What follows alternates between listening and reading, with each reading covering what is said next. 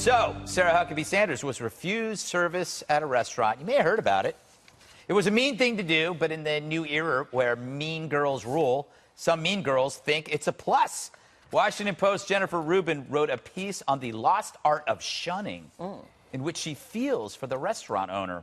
But Jennifer, shunning's not a lost art. It was once used to ostracize people for religious reasons. It's extremism. But Jennifer hates Trump and everyone linked to him, so maybe extremism is warranted, right? Meanwhile, Maxine Waters wants more than just shunning. If you see anybody from that cabinet in a restaurant, in a department store, at a gasoline station, you get out and you create a crowd. And you push back on them. And you tell them they're not welcome. You are not welcome at this gasoline station. So where will this end? Well, we saw how it started. If you vote for Trump, then you, the voter, you, not Donald Trump, are standing at the border like Nazis going, you here, you here. And I think we now have to flip it. And it's a given the evilness of Donald Trump. But if you vote, you can no longer separate yourself. Oh, what a dope. Why is the guy yelling Nazi often best at imitating one? He just branded millions of people, which opens doors to anything, and shunning is the least of it. Harassment, name-calling, violence, or coming right to your home to terrify your family. Free the kids! Free the kids! Free the kids! Free the kids! Shame! Shame! Shame! Shame! So, what if shunning went both ways? What if cops ignored 911 calls because of politics? Who do you think the police supports more anyway? Nancy Pelosi or Donald Trump? It's an easy guess. But the police would never, ever do that because they know what it means to serve the public. What's as bad as shunning? How about desiring a person's presence only as hired help? When pondering this new tribalism among restaurants, leftist Matthew Iglesias snarked, who is going to cook at Republican-only restaurants?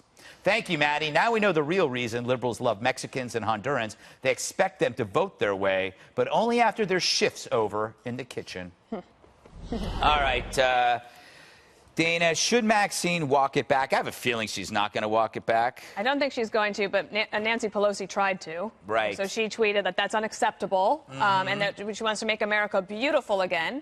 And she did take a moment to say, like, this is that people are reacting to something, meaning Trump, but she was not for the incivility. But Maxine Waters, certainly not. It's because everything is national news now. Yeah. Maxine Waters, years ago, in her district, it wouldn't have been front-page news everywhere. But now you do run the risk that somebody like Maxine Waters paints everybody in the Democratic Party with a broad brush. But what she's discussing is something super unhealthy. It is obnoxious. And what I'm concerned about is for people who think this is good, what happens then if somebody feels cornered? Like, we are creatures that want to survive. If you feel cornered, you will fight back. Right. And this could escalate very quickly. Yeah. You know, Juan, I'm torn about the restaurant thing because I'm a libertarian, and I feel like you should, if you don't want somebody at your restaurant, is that more of an accepted practice because that stance is no longer tethered to causing hardship? It's not like the 60s. So if I say you can't come in here, that might be the only restaurant in town. So is this more acceptable because it's not as hard to find another place to go? Do you follow me? No, I didn't, but I'm trying. So, but were you suggesting like in the 60s this was over race? Yeah, well, and also it created a real hardship. But these days, she could go to another restaurant. I'm just wondering. Oh, for a black person in the 60s, maybe there was another restaurant available. Well, yeah, that's my point, yeah. Certainly there were black restaurants you could go to. So, but that's a different story in the sense that there's a tremendous and sad history in terms of race and exclusion. I don't think, even President Trump wouldn't say there's any history of Trump supporters being excluded from restaurants. Yeah, I get. No, what I'm saying is it okay now because there are so many other options in general for people that if you say, I don't want you in my restaurant, you can go somewhere else. That's the point I'm making. You know, I don't think it was the right thing to do. And I would pick up on what Dana said. I think Nancy Pelosi said it. The Washington Post said it, editorial board. David Axelrod, who was Obama's chief political strategist, said the same thing. Axelrod put it in these terms. He said, Trump has really been rough in terms of his use of language and a lot of the kind of things he's encouraged his supporters to do. But it's not a reason, it doesn't justify then being a lack of civility or rudeness to people who you have a different point of agreement, a point of disagreement with. That it will just lead us all down the road to hell here, where we reduce ourselves to tribalism, and we're shouting and screaming at each other and breaking apart our common bonds as Americans. I just don't think it's good. Yeah. You know, speaking of tribalism and Trump, Jesse, I do think there's a difference between Trump and this in the sense that his whatever you call that thing he did was directed at other Republicans for the longest time. It wasn't an ideological origin, right?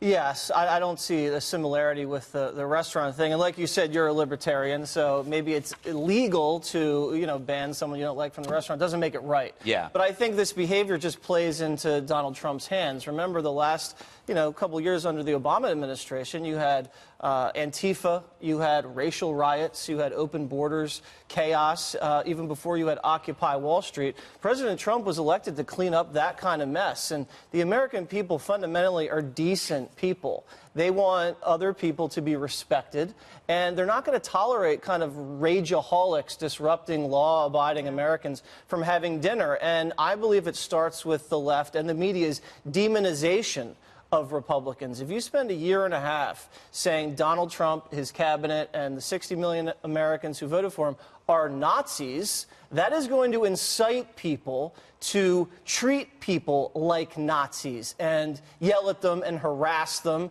and put their lives at danger.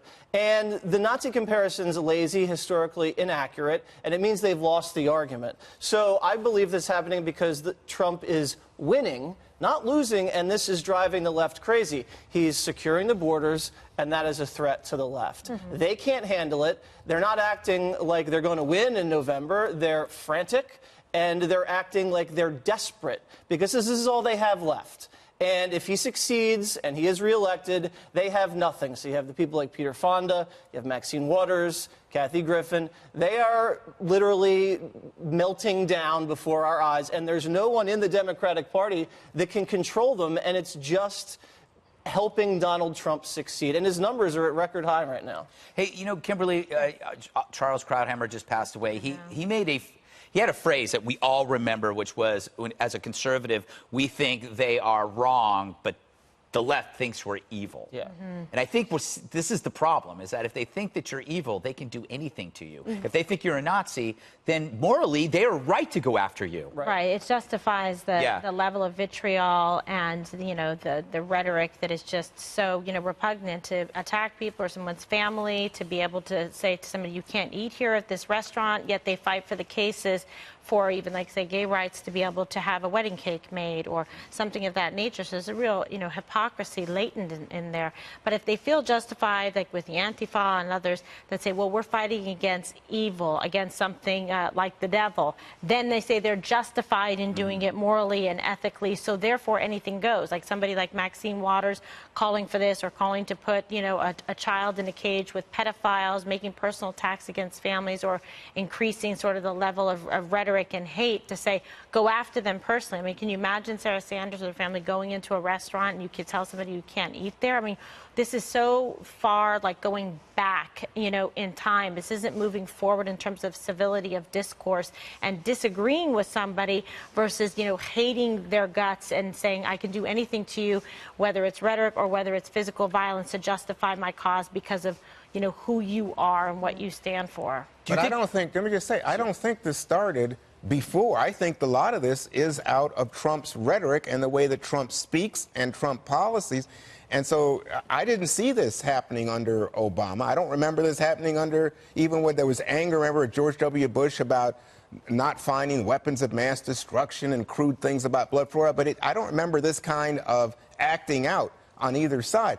But what you have now is, I think, people focusing on this and not on the policy. And a lot of people, in fact, most Americans don't like separating children from parents. And that's what all this is about. Well, they could have solved that problem, but crying Chuck Schumer refused to act in the Senate and did nothing about it and waited until it became a hot-button issue to hurt President Trump. Sure, And but I Jesse, don't think it's fair to criticize Donald Trump for people treating the people that work for him like animals. That's not right. Donald It's not Trump his treating the people that work for him. No, when people protest Sarah Huckabee Sanders, you can't blame that on Donald Trump, which you just did. Oh my I think gosh. that's unfair, and that's on them. That is on them. That is not on when Donald Trump. If you go to a Donald Trump rally and Donald Trump is standing up there and saying, "I'll pay legal fees if any of you want to beat up some of these people," I mean, what is going on? We all know now that the people swinging were paid protesters How about from the Donald DNC. Trump, Donald Trump saying, "Oh, if Hillary Clinton is elected and points a Supreme Court judge who does anything to your gun rights, well, I guess you Second Amendment people have to take." I mean, come on. But there hasn't been examples of radical, violent, and hateful Trump supporters disrespecting people in public places like restaurants, like is happening on the other side. Oh, what do you call that lady getting run over a year ago in Charlottesville, Jesse? I think that I wouldn't blame Donald Trump for that. I would that's blame not his that supporters? individual for that. I see. Very interesting. The problem so then how do you blame the restaurant owner? Nobody in the Democratic Party told the restaurant owner what to do. Wait a second. The people on the Democratic Party have been calling Trump a Nazi and saying, and like Maxine Waters saying, I encourage you to go call people out to their face and refuse them service. I think we can. I blame her. I think the whataboutism thing can go on forever. You can go from Charlottesville. You can go back to Scalise, Kathy Giffords. You can go back to protesters calling Vietnam vets baby killers. You can go as far back as that. It doesn't. I mean, it doesn't help.